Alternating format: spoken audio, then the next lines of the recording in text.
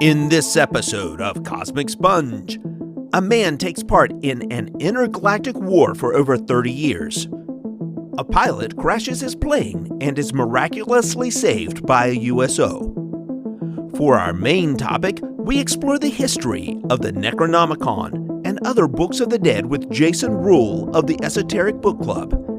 In a surprise twist, we also uncover new evidence to help explain a recent Bigfoot sighting captured on video. Now, Bigfoot has been seen a couple more times.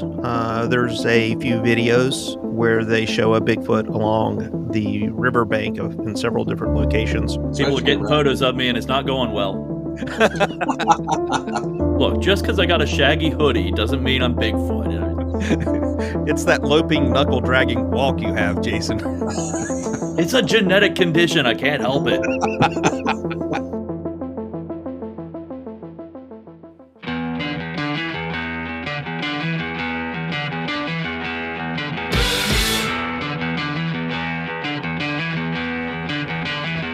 Welcome to Cosmic Sponge, the podcast where we discuss weird wonders in the world. I'm Stephen Hall. And I'm Jimmy Coe. In tonight's episode, we are looking into ancient books of the dead. In particular, the Necronomicon. Is this a real book, or is this just a thing of fiction created by H.P. Lovecraft? And who better to help us on this interesting quest other than Jason Ruehl, the podcast host of Esoteric Book Club. Hey guys, how's it going? Hey Jason, great to have you back, man. Glad to be here too. So you're talking about books of the dead this time, huh? Yeah, that is what we're planning to talk about. Kind of got started on this subject thinking about the Necronomicon. I've read a lot of H.P. Lovecraft and always been a big fan of him ever since I was in college, I guess. But I've known people through the years to say the Necronomicon was real, but most people believe that it was just an invention of H.P. Lovecraft to go along with his Cthulhu mythos. But then I ran into a girl one time who said, "Oh, I have a copy of it and the spells really work." And I was like, really? So I was pretty surprised by that. And for a while, the Necronomicon appeared in paperback, all the best bookstores around. I don't have a copy of it, but I did look on Amazon and there's a version of it available for sale right now. I think like the 60th or 40th or 50th anniversary or something like that. I would have thought the 2000th anniversary of it, but yeah, my earliest memory of the Necronomicon was Bruce Campbell's finger getting bitten by it in the Army of Darkness. Yeah, the Necronomicon has made many appearances in other books and film as well. All right, but before we get into that, as we usually do, let's check a little bit of news. And Jason, since you're the guest tonight, what do you got to kick us off with? Nothing. He told you. I got nothing. It's been a quiet news cycle for me. I don't have too much for my own show, so I'm kind of struggling. Oh, okay. Well, I got something great. Well, go for it. The headline is, "I've been abducted by aliens 60 times and have footage to prove they exist." I think we've already done this story. Have we?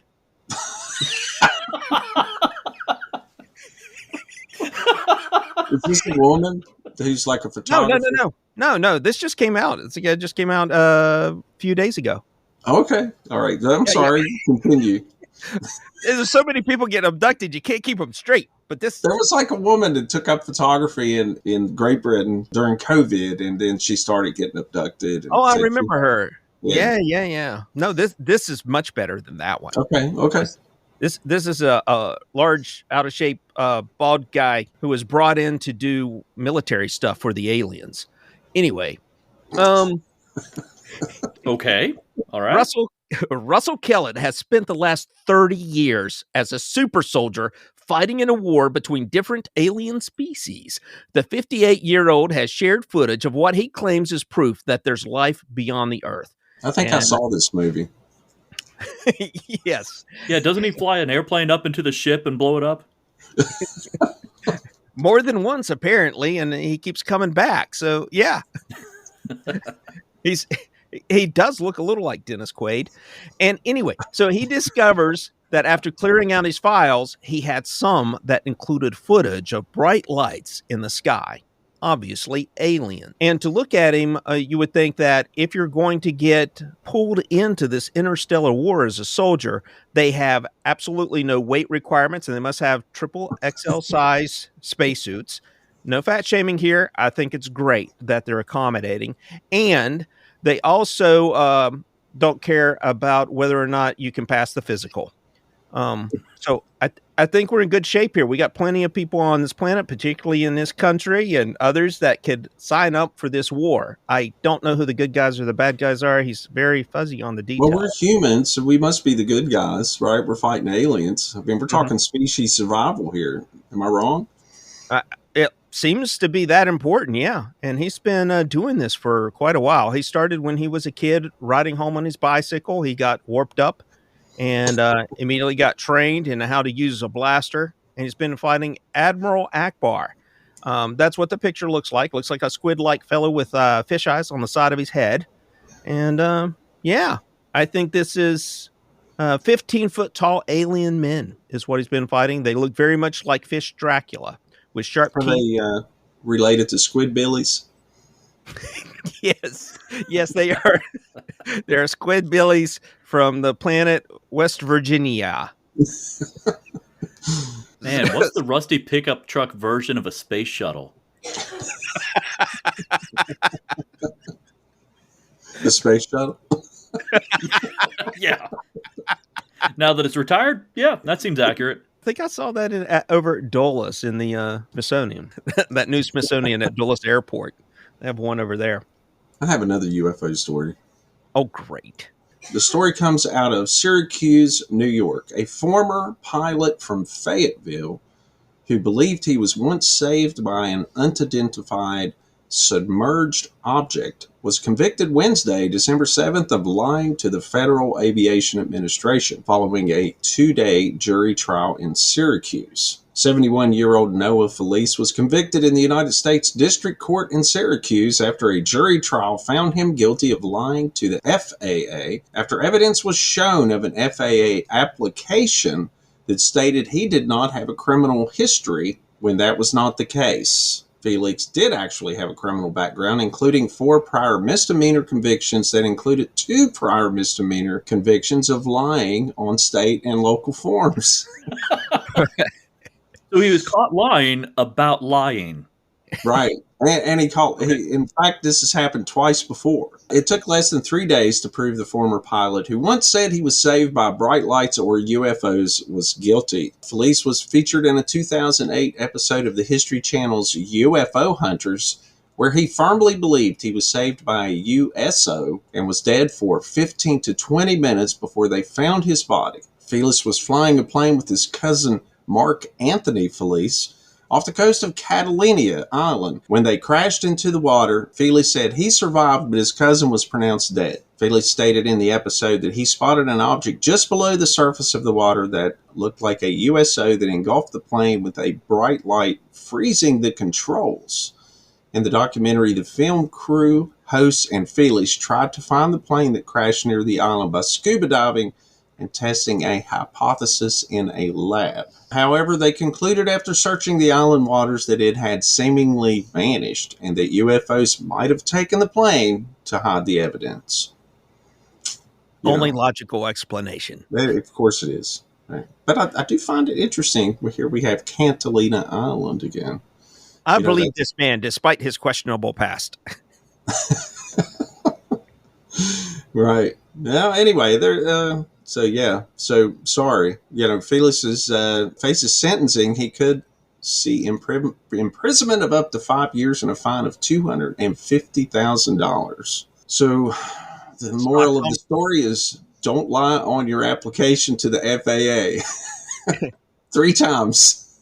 Hey, stocks on private prisons are only $11 right now. You can get in on that.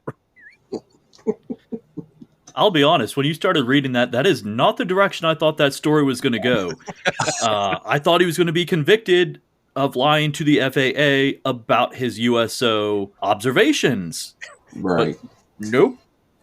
Yeah, the headline is a bit misleading, but I wouldn't have read the story otherwise, so why not? True. All right, man, you got any other news stories? No, Bigfoot has been seen a couple more times. There's a few videos where they show a Bigfoot along the riverbank in several different locations. Looks like an old man in some fly fishing waders to me, but I mean, I could be wrong. My eyes are getting a little bad as I get older. I'm going to have to start wearing my orange vest more often now. That's a good idea. People are getting photos of me, and it's not going well. Now, don't wear the camo waders. Other people will think you're Bigfoot carrying a child, apparently. Look, just because I got a shaggy hoodie doesn't mean I'm Bigfoot. It's that loping, knuckle-dragging walk you have, Jason. It's a genetic condition. I can't help it. So how are things on the Esoteric Book Club? I still listen to each and every episode. I really enjoy your news briefs in particular. Things are going really well. I just finished up one of my longest episodes ever. It was released yesterday, actually. That would have been Saturday, depending on when this gets released. It was the Book of Hedge Druidry, which is a combination of an instruction manual and kind of like a historical account of Druidry from our earliest records to the current day. Interesting. I can't wait to hear that one. Yeah, I think that you'll enjoy it quite a bit because there is a large section about Julius Caesar in there. Yeah. Does it have a foreword by Nigel Tufnell? I don't believe so. It's kind of curious, you know. Who's Nigel Tufnell? No one knows who they were or what they were doing. For all you Spinal Tap fans. Yeah, Spinal Tap reference, sorry. Listeners, be sure and check out the rest of our stories on Facebook. I also have an astronomy story there, big surprise. And I do have a Bigfoot story from northern Michigan. So be sure and head on over to Facebook, check it out. We also have our Cosmic Sponge Theorist Facebook group. Check out Jimmy's Instagrams. Just look for Cosmic Sponge there, where you are on YouTube. Visit our webpage, cosmicsponge.com, where you can visit the web store or find ways to support the show. There's the Buy Me a Coffee icon, which is good for a one-time donation. Or if you would like to support us on Patreon, you would gain access to another show we do called Weird Wonders that we produce exclusively for our Patreon supporters. Our contact information is firstcontact@cosmicsponge.com. All right, well, on to tonight's show. To start with, let's discuss the Necronomicon. Where did this thing come from? Jimmy? I have an intro. Did you do some legwork on it this time? I did. Would you like to hear it? Of course. The sound of unimaginable cosmic terror was captured by scientists in 1997 off the coast of South America. Emanating from the depths of the Pacific Ocean, this horrors of horror was summarily coined the bloop. Initially, it was attributed to whales. However, when submitted to a broad community of marine biologists, the assessment was quickly discounted. Given the acoustic characteristics, biologists estimated the creature producing the unsettling sound wave would need to be considerably larger than any known whale species. It wasn't long before true believers of the Lovecraftian lore would equate the bloop with the rumored location of Ruehl, the prison construct containing the cosmic nightmare known as Cthulhu. Whether the recording was a massive unknown leviathan, the roars of an imprisoned Cthulhu, or non-tectonic cryoseisms originating from glacial ice calving, would be left to the sensibilities or wild imaginations of the listener. While the bloop is just one of many real-world events woven into the lore of Lovecraft by his more fervent followers, tonight we tackle the most famous Lovecraftian invention deemed real by many Cthulhugans, the Necronomicon. A mystical tome of immense power and deadly consequences for those who dare attempt to exploit its secrets. The Necronomicon is either the product of H.P. Lovecraft's nightmares, or perhaps a real tome, much like the Books of the Dead, which can be found in many ancient cultures. These works contain funerary rites, magical spells, and janky aftermarket GPS for the afterlife. It's time to explore these unfathomable horrors with our friend Jason Ruehl from the Esoteric Book Club podcast. And with that, I'll hand it back to you, Steve.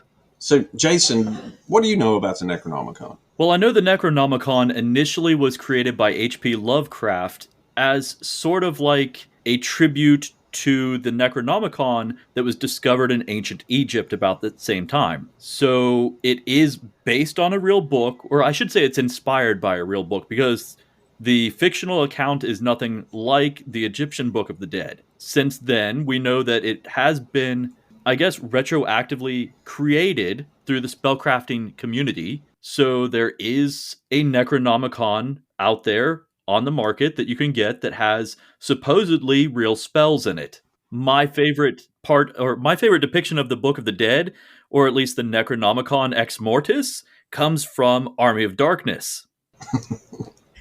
The best version. The name in that is kind of redundant because Necronomicon by itself means Book of the Dead. Ex Mortis means from the dead. So it's the Book of the Dead from the dead. Very redundant.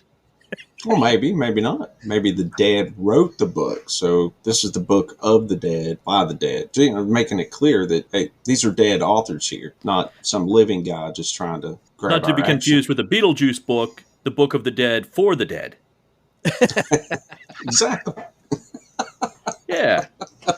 Yeah, and in case listeners are not familiar with H.P. Lovecraft, he was an author around the turn of the 20th century who wrote a lot of horror fiction, mostly short stories. He did have a couple of short novels, but by and large was published in magazines such as Weird Tales. Some of his contemporaries were August Derleth or Clark Ashton Smith, and let's see, the author of Conan, who was at...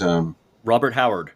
Yeah, Robert Howard. These are some of the very early pulp fiction authors that filled these magazines. Now, in a typical H.P. Lovecraft story, there will be a couple of college professors or someone who is exploring forbidden knowledge, right, about necromancy or just stuff from the other side or the existence of these Cthulhu gods. And then they'll find this book in the library. Typically, it'll be in a fictional town called Arkham that existed in Massachusetts. This was all made up by H.P. Lovecraft, and it would be in the library of the Miskatonic University. They would delve into this. Often it would drive them crazy just to read parts of the book, and maybe they would cast spells or bring home the dead or what have you. All we know from the fictional version is that the mad Arab, Abdul Azharad, was the one who transcribed it 2,000 years ago or something. I don't remember exactly when it was supposed to have been written by the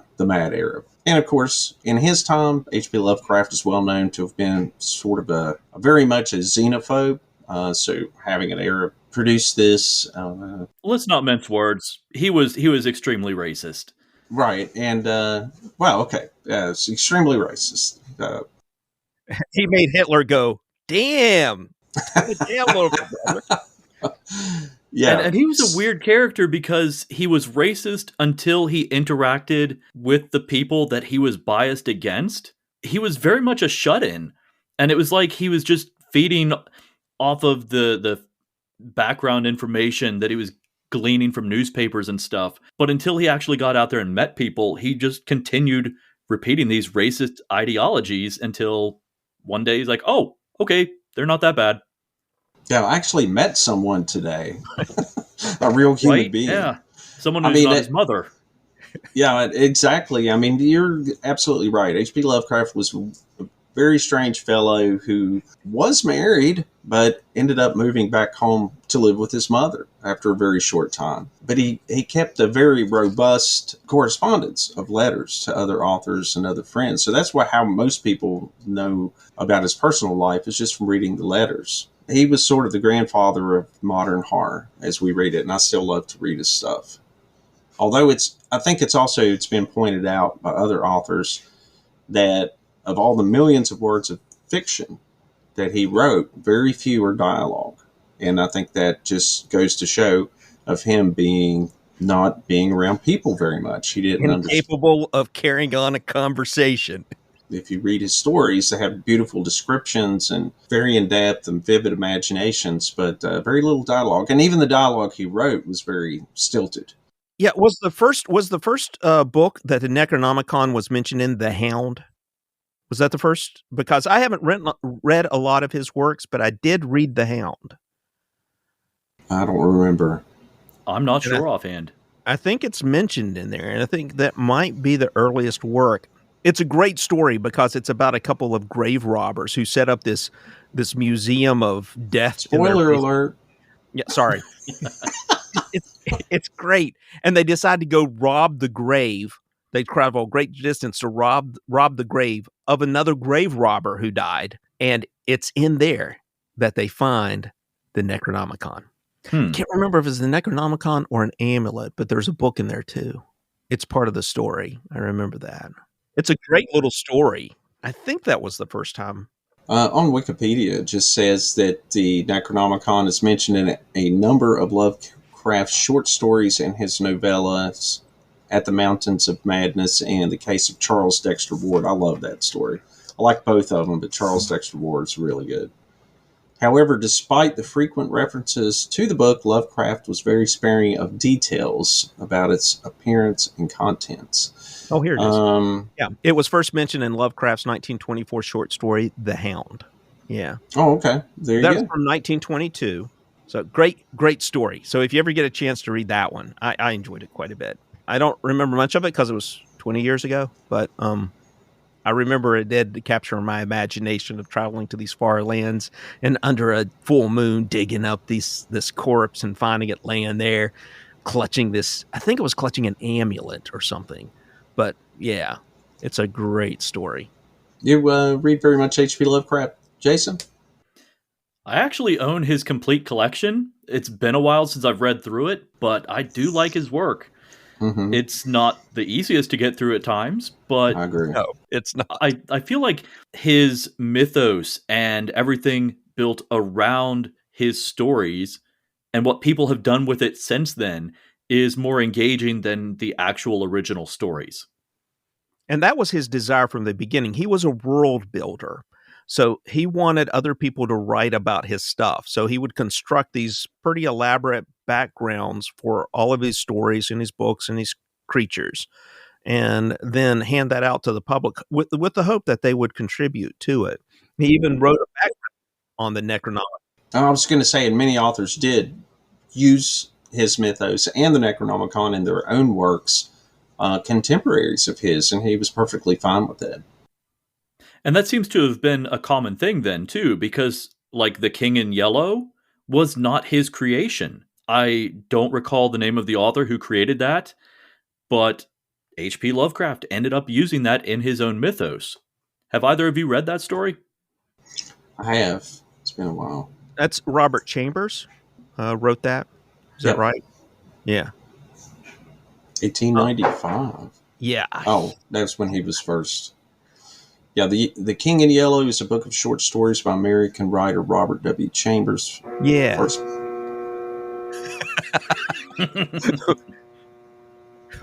Well done. This is going to make editing fun. Yeah, it always does. But, yeah, I've got several books, too, that are around the Cthulhu mythos and are other authors. And I remember this story. Lynn Carter was another... I can't remember one what. Back in that day. I know I read it, but man, I read it when I was a teenager. Mm-hmm. I've killed most of those brain cells. Got enough buzzers going on around here? Hey, ask somebody in the background there, Steve, if they can drop some pots and pans in about 5 minutes. Hang on, I'm going to grab a drink real quick. Fair enough. This is usually where I get my Mothman time in. So about the Mothman. Yeah, what do you think about the Mothman? You think it's a stork or some kind of winged alien man with bug eyes? I have no idea, honestly, but I'm going on another podcast here in January talking about cryptids as they relate to society and symbols for societal change. So Mothman's kind of a tricky one, but like the Flatwoods Monster is very reflective of the Red Scare and the coming of communism and space travel. Oh, that ought to be an interesting podcast. Yeah, I'm looking forward to it. You talking about Mothman again? No, we wouldn't do that. No, not at all. Not while you're away, man. At the Necronomicon, now it's not a real book because even Lovecraft, the guy who created it, said it's not a real book. Is that right? That was my understanding. The Necronomicon, as it's written in H.P. Lovecraft, is not a real book, but there is a Necronomicon that came from Egypt. Really? Mm-hmm. Did anyone do legwork on that one? Because I didn't. Oh, you're talking about the Book of the Dead. That's correct. The ancient Egyptian collection of mortuary texts made up of spells, magic formulas, and other funerary rites to help the deceased pass into the afterlife, and then once they're there, navigate it. Well, essentially. Large book, the papyrus, large scrolls, and they would copy these and give them to the upper classes as they passed away. They would make copies of these. They're really elaborate hieroglyphics. It would convey to them all the things they needed to do to make sure that their loved ones in the next life would be able to navigate it successfully. And it was broken up into two large sections, other sections, of course, but the two big ones was the pyramid text, and the other one was called the coffin text. So with the pyramid texts, they're a collection of Egyptian mortuary prayers, hymns, and spells intended to protect a dead king or queen to ensure that they were able to sustain themselves in the hereafter. They're inscribed on the walls of the inner chambers of pyramids that are found in Saqqara. And they're about 5th or 6th dynasty pyramids, of which the Unas, the last king of the 5th dynasty, also has them in his pyramid. The texts constitute the oldest surviving body of Egyptian religious and funerary writings available to modern scholars. Now, the coffin texts are a collection of Egyptian funerary texts consisting of spells. And this is where the Necronomicon comes in.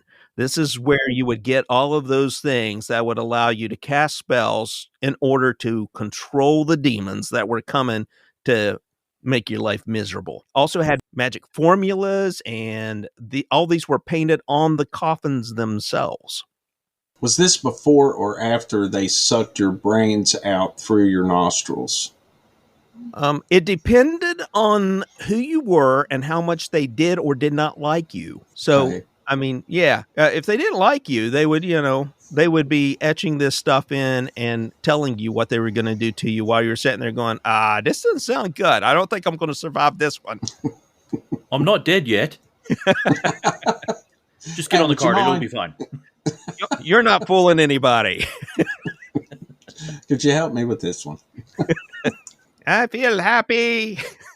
Yeah, so when you said it was the biggest, or it was a big book, I was expecting you to make a joke about how it's carved onto the walls of pyramids. So physically, yes, it's a big book. That's true. It's a really big book. So I guess my question is, Jason, earlier you had mentioned that the Necronomicon that appears in H.P. Lovecraft's works are believed to have been inspired by the Egyptian Book of the Dead. And was this discovered? When was this discovered or translated that we know of? Jimmy, do you have the date for that? The Egyptian Book of the Dead is what you're talking about? It was in the 1800s. A German archaeologist actually did the translation of it. Okay. Now, there were some translations available prior to that, but the comprehensive translations of it was done in the 1800s. And I believe it was mass-produced the turn of the century, late 1800s, early 1900s. There was a big media push, and there was a big demand for this book. And the concept behind it just blew people's minds. And that would have been about the same time that H.P. Lovecraft was writing his stories. And being H.P. Lovecraft, no, he didn't read the Book of the Dead, but he was going to take that name. Yeah. It was Carl Richard Lepsius. He was a German Egyptologist and published the first collection of the text in 1842. But apparently the paperback version came out, or whatever mass production of this thing came out around the turn of the century is what Jason's saying. So I can see that this would have been a very popular book in Lovecraft's time, especially during his lifetime. Egyptian artifacts. The whole craze about Egypt was really big in Victorian England. Oh, yeah, they love that stuff. I mean, in the 1400s, they were eating mummies. That may or may not have actually been mummies. Really? Had you heard that part? No, I hadn't. I thought they just took mummies from Egyptian. Oh, yeah, this gets gross. So, Excellent. I mean, the idea of eating mummies in the first place is pretty gross, but they're already several thousand years old. You just grind them up into powder and you're good to go. But the demand for mummies and the product created from it called Mummia, well, it was so high that they didn't have enough mummies. So people started murdering people and throwing their bodies in the desert, letting them desiccate in the sun, wrap them up in some old linens that they found, and then ship them off to England to sell. Wow. Nice. Yeah. This sort of looks like your brother Bob. Didn't he go missing in the desert there? Hey, wait a minute. That is Bob. That's a tattoo. Tattoo of a dolphin on his butt cheek. That's definitely Bob. Yeah, I would never have guessed. Now, while the Egyptian Book of the Dead might be the one that inspired Lovecraft, the most popular version of the Book of the Dead, or the Necronomicon, was written in 1977 by an anonymous person. They were given the name Simon. We're pretty sure we know who it really was.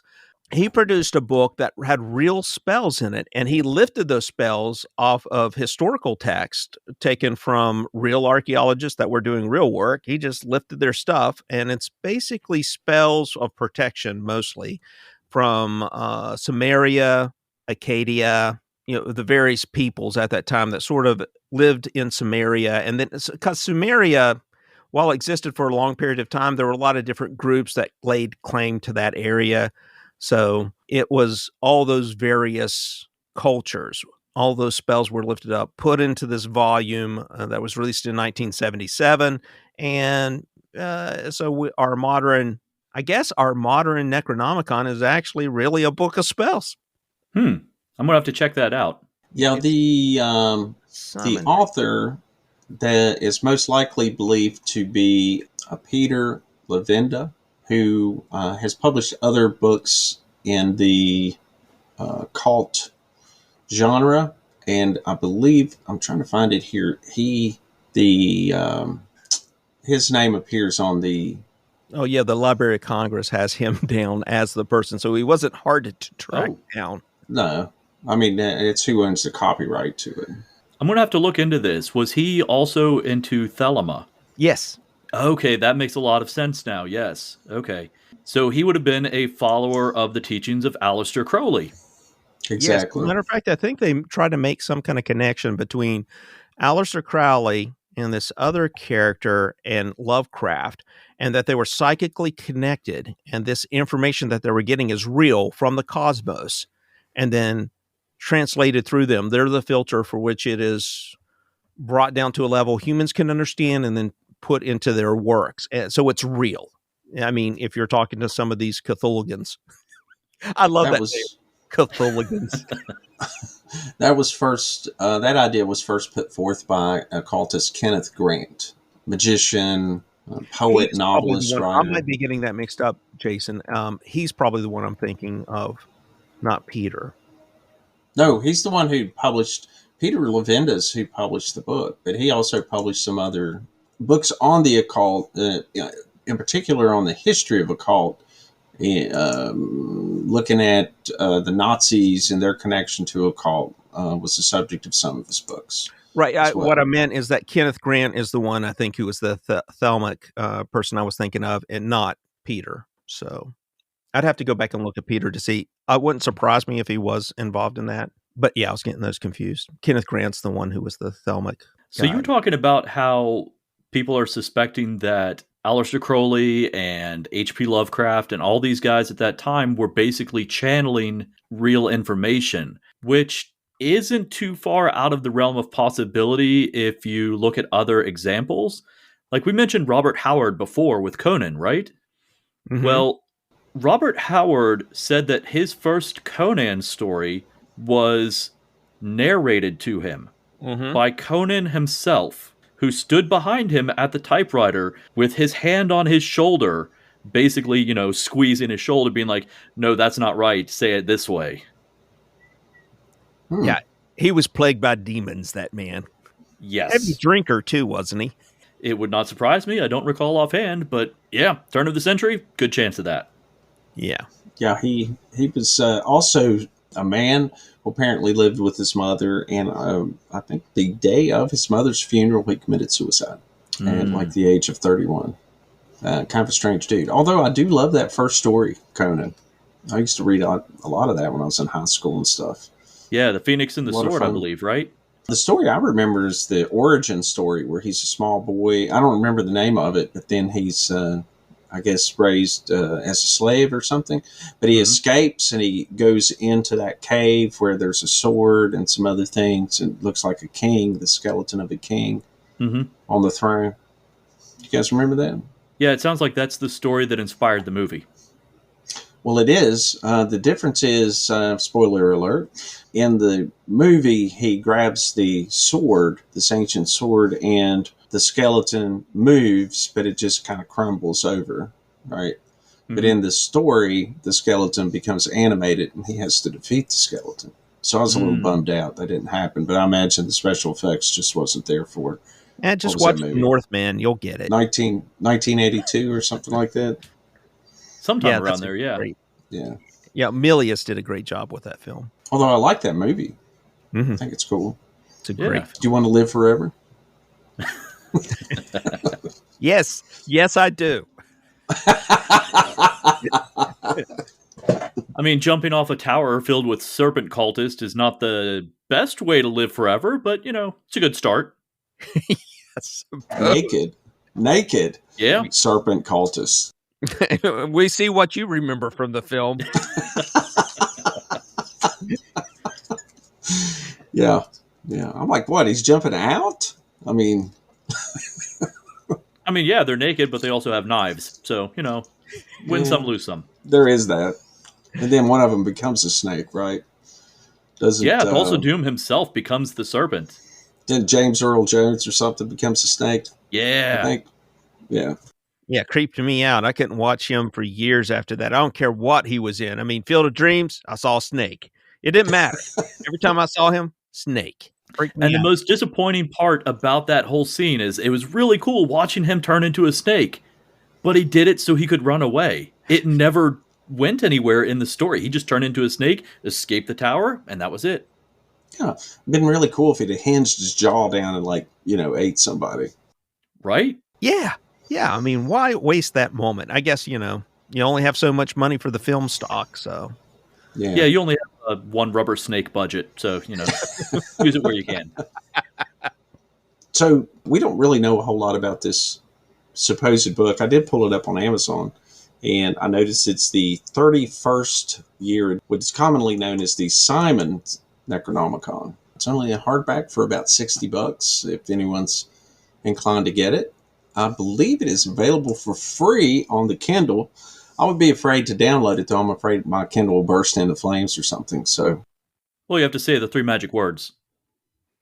I don't want to say the free. I don't tempt fate. So I'm not like Jimmy. The 3 magic words: eat more Ovaltine, drink more. Didn't it drink more Ovaltine? I don't know. That stuff's pretty thick. What is the 3 magic words? Klaatu, Verata.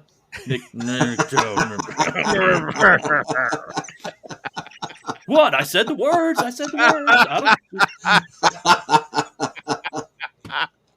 Well played, sir. I've thought about that a lot. Whenever you do see somebody in a movie trying to pronounce these Latin words or whatever, and I'm always like, the spirits, are they real picky about pronunciation? I mean, listen to my accent here, right? Are they going to get picky about that? Are they going to come, when I summon them and be like, I'm not going to see that hick. He can't. That's a terrible He can't accent. even say my name right. Yeah, exactly.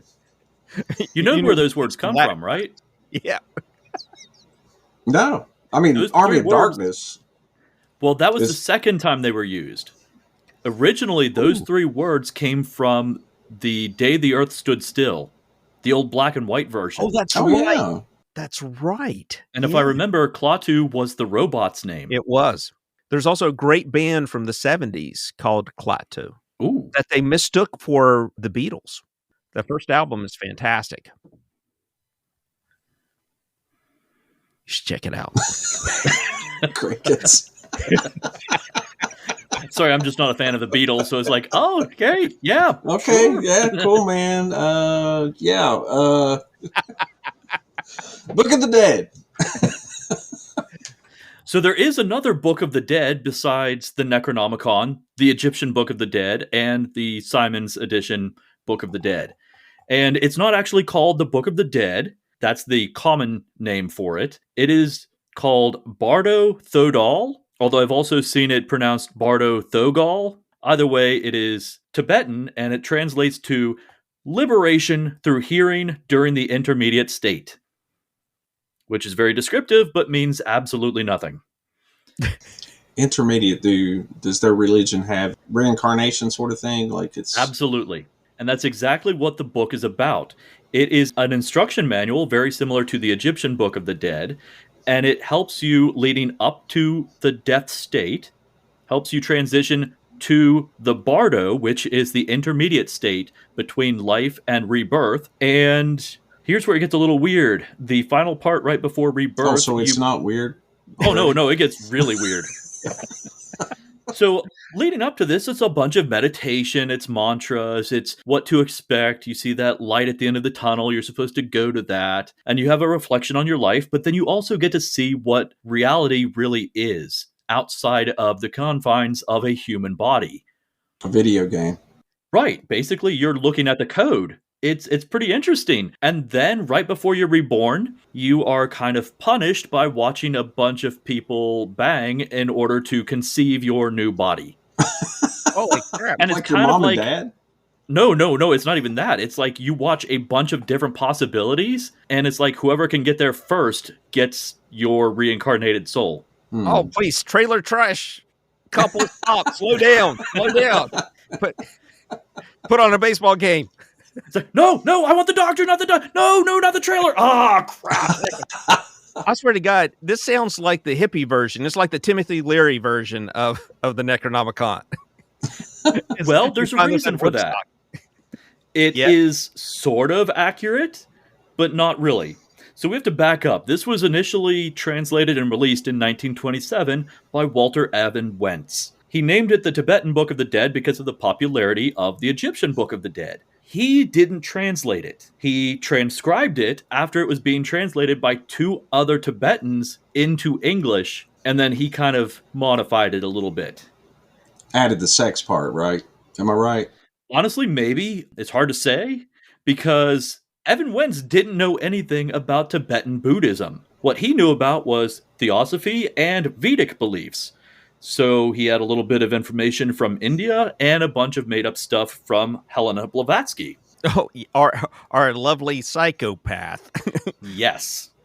So that was his basis for transcribing and basically interpreting this Tibetan Buddhist holy book. Wow. Has it been translated properly since then? That is honestly a good question. I have seen several translations available. The original translation is available for free online. I honestly can't say. I don't know. There's a very good chance of it, but I don't know for sure. I would imagine by now. I would think some legitimate scholars had gotten in on this. I would hope so. Yeah. Now, my understanding is you had to read this out loud. The whole purpose of it was reading it out loud during the process of the people passing from life to death, and then from death to their new life. Some monk is on a mountaintop with a Sherpa standing next to him with a water basket or something, and he's keeping his throat wet while he's reciting this for 2 or 3 days, right? Is that how that works? I did not read that part. Oh, this is something I'm remembering from my ancient religions class in college 20 years ago. From what I saw is that this manual is something that you read ahead of time, knowing that you're preparing for death. Oh, did you read it in preparation for your death? Yes, that's my understanding, but this is also my understanding based on the original translation that is questionably accurate. Right, because it was a couple of Tibetans where English is their fourth language, and then the guy who transcribed that version of it, who added his own stuff, was a fan of John Milius and the Conan story, so you never know what you got. And if I remember correctly, there were even some formulas in there that were meant to start the mummification process while you were in meditation preparing for death. I could be mixing this up with something else, another Tibetan practice. But have you ever seen the meditating mummies? Oh, yeah, that they put inside of they're like, some of them are inside of like ceramics or metal. Yeah, they're inside of a Buddha statue. Yeah. Yeah. But what they do is, and I found this out, and it's really kind of creepy. I shouldn't say creepy. It's unsettling because they drink a mixture of pine resin and water, and they slowly increase the amount of resin that they're taking in. So they are literally being mummified alive. Holy yeah. Crap. Who does that? Talk about Tibetan monks. Tibetan monks. But I mean, what do you do? Just decide it's my time. Like I'm going to move on in the world. Yeah. I'm going to start my new life. I mean, after 100 and something years of meditation, probably. Yeah. I guess they have a completely different definition of reinventing yourself. Yes. Yeah. They take it very literal. Yeah. I woke up this morning, I peed blood. It's time to move on. Where's that prayer book? Anybody got the pine bark drink over here? Let's get started. Now, the original Necronomicon was based on, they claim it's based on the Sumerian culture. And I was looking that up, and the Sumerian culture is really different from what I perceived a lot of those ancient cultures would have as an afterlife. It's like, not just kings and queens got to go to the afterlife. Everybody went to the afterlife, and you all sort of had a similar experience. Now, you'd have a better experience if you brought with you some goods. People would be buried, and I don't know where that came up with, but definitely as far back as the Sumerians, they would find entire groups. Like there's a mass grave where they found a priestess had been buried with a lot of other people. So they just whacked a bunch of people and buried them with her. Or maybe they just coincidentally all died at the same time. What do you think? There could have been a chariot crash or something, right? Or some really good Kool-Aid. My name is Sumerian Jimmy Jones, and I have some Kool-Aid for you. I suppose so. So you would get a better treatment in the afterlife if you brought some people with you. Like if you had your servants or guards and all your treasures, you got to take it with you? Yeah, I guess. And use it in the afterlife? Yeah. That kind of makes sense for that time period. Yeah, you didn't have a lot to eat there. So you only got to eat what you brought with. Otherwise, you had to eat dust. Oh, man, that sucks. Yeah. But would you need to eat in the afterlife at all? Well, if you did, you're eating dust. I mean, it's not like you're going to starve to death, right? I mean, you're already dead. That's right. But man, this food tastes like dirt. Maybe you starve yourself back to life. Yeah, man. See, like, I get it. You know, the loopholes. The underworld would be like the opposite of life. So starve yourself back to life. Makes sense. You know what? It makes just as much sense as most of these religions do. Right. That's true. I'm sorry. Don't send hate mail. That is firstcontact@cosmicsponge.com.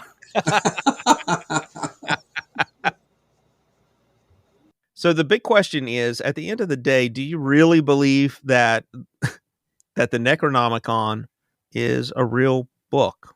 I mean, is this something? I mean, I know that he said that it wasn't, that he created it out of, a dream he had. But is the source material for that real stuff that was given to him in a dream that he wrote down and then other people sort of picked up, and then this collaboration produces like something that has real spells in it, that if you say these words, somebody's breast fall off or something? Where'd that go? Hold, time out. Why is that the direction you went with that option for a curse? Well, I was thinking about the original Evil Dead, and there's saggy boobs in there, and No offense to Yo, the she bitch, come get some.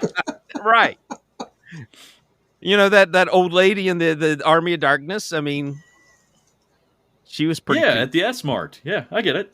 Yeah. Shop smart. Shop S smart. Yeah, smart. Of course.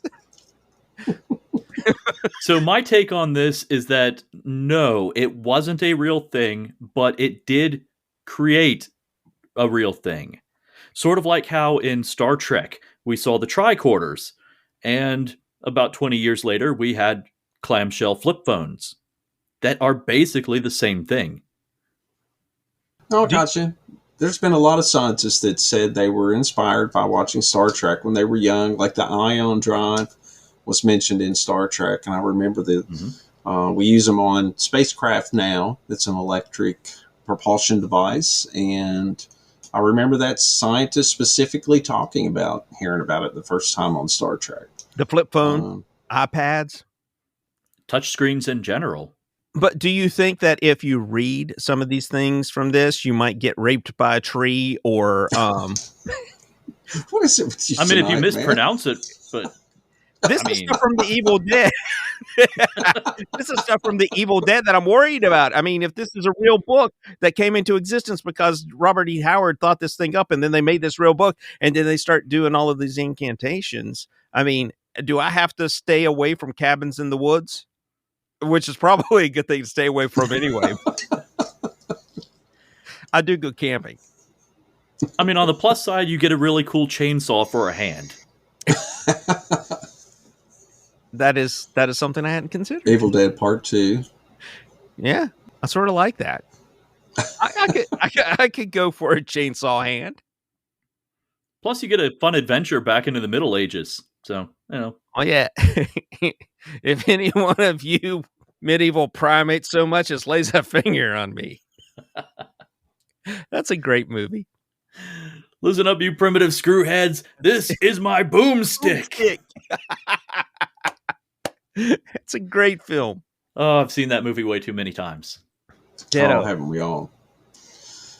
Well, all right. Do we have anything we need to add on Books of the Dead? Anyone have anything else? Necronomicon, or the Egyptian Book of the Dead, or the Tibetan Book of the Dead. Are there any other Books of the Dead out there that are commonly known as Books of the Dead? I was not able to find any other that were comprehensive in the same way that the Tibetan Book of the Dead was, or the Egyptian Book of the Dead. Now, there are most of the stuff from the earlier civilizations, because Egypt and Sumeria both existed about the same time, they think. Sumeria may be a little older, but Egypt as a organized civilization is considered the oldest organized civilization, I think. So most of the stuff we get from the Sumerians and the Akkadians and a lot of the other, the Babylonians and stuff, came from gathering information from a lot of different works that they collected, like the Epic of Gilgamesh, for example.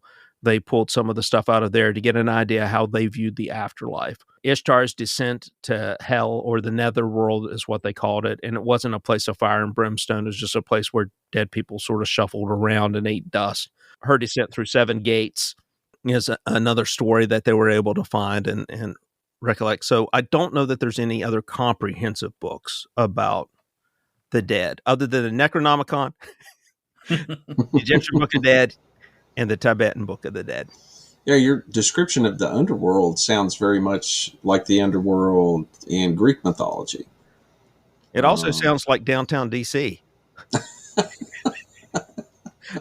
I spent time there. I don't recommend. And if you're from D.C., screw you. I live there. I know what it's like. You can't fool me anymore. Well, see, there's your first mistake. You lived there. Most people that work there do not live in that city. That's because it's like everyone that I've ever known to live in Washington, D.C. absolutely hated it and could not wait to move away or get a job somewhere else. Yeah, as quickly as I could. I married my wife and forced her to move to civilization. Virginia. West Virginia was your choice for civilization. Well, I'm beginning to think you did read from that book.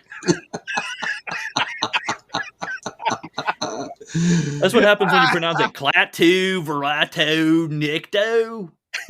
Yeah, you end up in West Virginia. Holy crap, I didn't know you spoke West Virginian.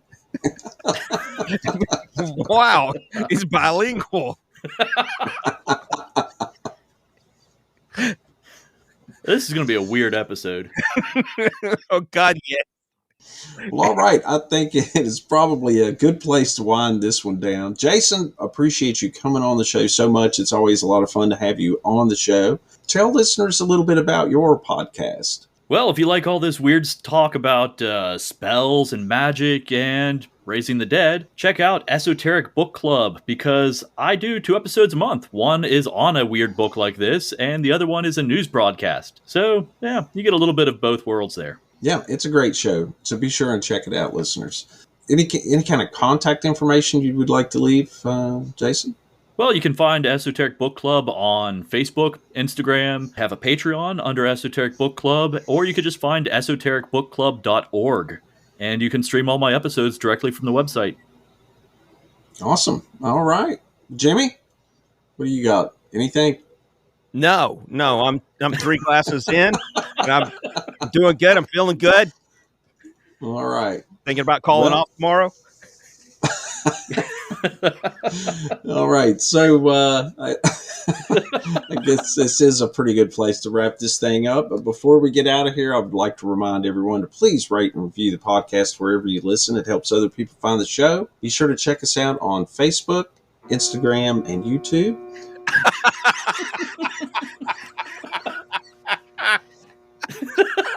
I'm leaving it in.